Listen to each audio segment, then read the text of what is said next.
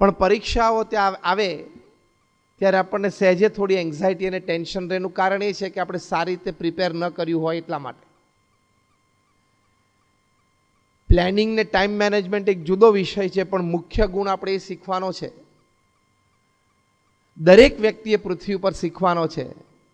And it is absolutely inevitable for every person upon this earth to live, to strive, to progress, to succeed. કઠણ પરિશ્રમ, પ્રચંડ પુરુષાર્થ. There is no alternate to hard work. કઠોર પરિશ્રમનો કોઈ વિકલ્પ જ નથી. A success by chance is not always.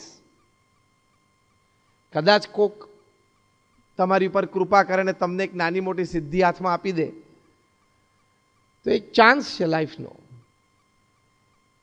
It doesn't come every time, but hard work ensures success every time.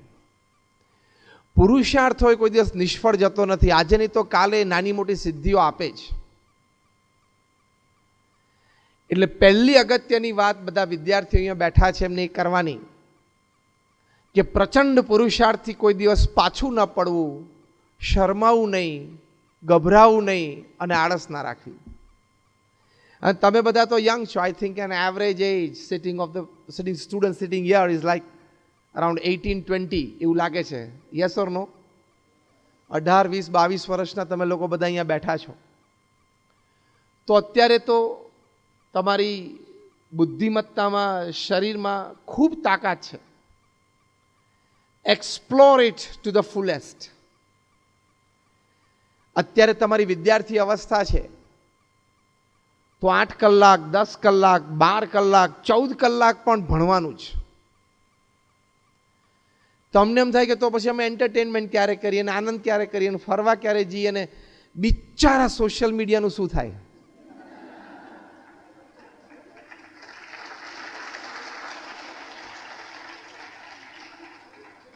તું સોશિયલ મીડિયા વાપરીશ કે નહીં વાપર એ ચાલશે, પણ તું એને વધારે વાપરીશ તો તું વપરાઈ જઈશ. પ્રચંડ પુરુષાર્થ, 8 hours a day, 10 hours a day, 12 hours a day, 14 hours a day. Strive for excellence. અત્યારે તમે પુરુષાર્થ નહીં કરો તો ક્યારે કરશો?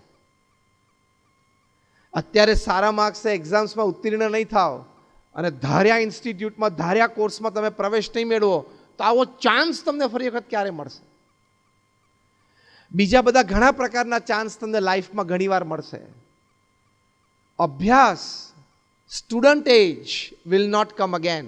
Yes or no? Just raise your hands. Student age will not come again. બીજું બધું જીવનમાં બીજી વખત મળશે, ત્રીજી વખત મળશે. માટે પ્રચંડ પુરુષાર્થ આ વિદ્યાર્થી અવસ્થામાં અવશ્ય કરવો.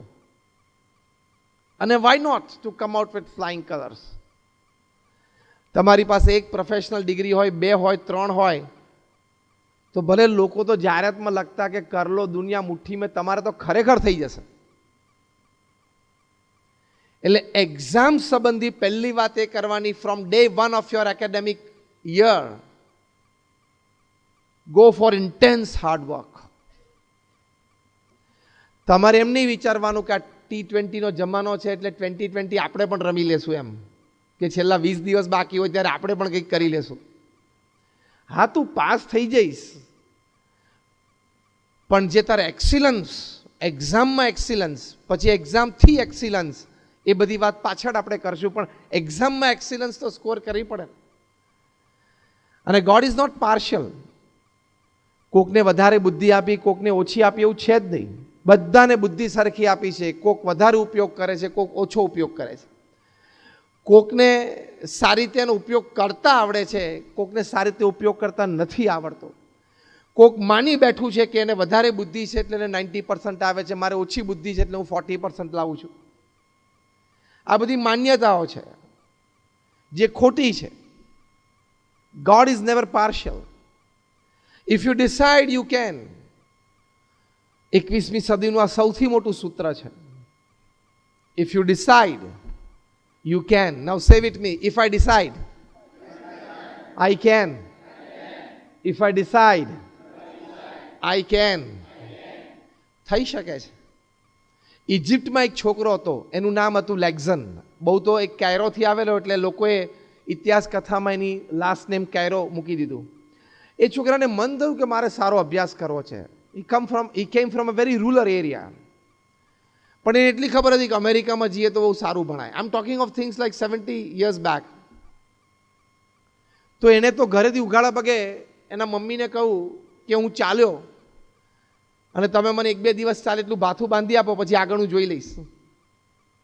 એના મધર 1-2 દિવસ ચાલ્યું એટલું ભાથું બાંધી આપ્યું અને ત્યાં પોર્ટ ઉપર ગયો અને ત્યાં શિપ ઊભી હતી. તો કે કઈ શિપ આમાં અમેરિકા જાય? તો કે આ જાય છે, પણ એની ટિકિટ લેવી પડે. પૈસા મારી પાસે નથી, તમે કોઈ મજૂરી કરીશ શિપ ઉપર, પણ મારે ભણવા જવું છે. એનો એટીટ્યુડ, એના ચહેરા ઉપરનું જે સ્પાર્કલ હતી એ જોઈને કેપ્ટન એમ થયું કે આને હું લઈ જાઉં. શિપ ઉપર તો 2-3 મહિના એણે જે કંઈ નાની મોટી મજૂરી કરવાની હતી એ કરી. એ કે મારે પૈસા નથી જોતા, ખાલી મારે 2 ટાઈમ જમવાનું આપજો તમે, મારે કોઈની પાસેથી પૈસા નથી જોઈતા. અમેરિકા પહોંચ્યો અને ત્યાં જઈને લોકલ ઉતરી કીધું કંઈ સારું ભણવાનું ઠેકાણું કયું? તો કે સારું ભણવું હોય ને તો અહીંયા હાર્વર્ડ સ્કૂલ છે. તો છોકરો ત્યાં ગયો અને ત્યાં જઈને કે મારે એડમિશન લેવું તો કોને મળવાનું? તો કે આ પ્રિન્સિપાલની ચેમ્બર છે. તો ત્યાં જઈને કીધું મને એડમિશન આપો. તો કે તું ક્યાંથી આવે? તો કે ઇજિપ્તથી આવું છું. શેમાં એડમિશન લેવું છે? તો કે તમારી પાસે સારામાં સારો કોર્સ હોય એમાં મને એડમિશન આપો ને. કારણ કે આ બાળકની ઉંમર 12 વર્ષની હતી. એને ખબર જ નહોતી કે what is an institute, what is an admission process, what are the courses there, કશી જ ખબર નહોતી એને. તમારી પાસે સારો કોર્સ હોય એમાં મને એડમિશન આપો. તો પ્રિન્સિપલ વોઝ લાઈક સરપ્રાઇઝ કે how did you come here? તો અહીં મારી ચેમ્બર સુધી પહોંચ્યો કેવી રીતે? તો પેલો છોકરો કે મારે એડમિશન લેવાનું ભાગ્ય નક્કી હશે એટલે હું આવ્યો છું. અને ત્યાં આવીને પ્રિન્સિપલ સાથે આવી બધી વાતો એને કરી. પ્રિન્સિપલે કીધું, પછી એણે પોતાની જર્ની વર્ણવી કે I have come like this. એની જર્ની, એનું ડિસ્ક્રિપ્શન સાંભળીને પ્રિન્સિપલ એમ થયું કે I should give him a chance. એની બધી ડિટેલ્સ લીધી અને બોર્ડમાં મૂક્યું. બોર્ડને એમ થયું કે આટલો કરેજિયસ છોકરો હોય તો આપણે એને એડમિશન આપીએ. એડમિશન આપ્યું અને થ્રુ આઉટ એ ડિસ્ટિંક્શન સાથે પાસ થયો. He broke on the course of his academics many university records. He went on to become a neurosurgeon. અને લેક્ઝન કાયરો બહુ વર્ષો સુધી એ અમેરિકામાં ટોપ ન્યુરોસર્જન તરીકે રહ્યા. હવે એવું તો તમારા લોકોને ક્યાં કરવાનું છે?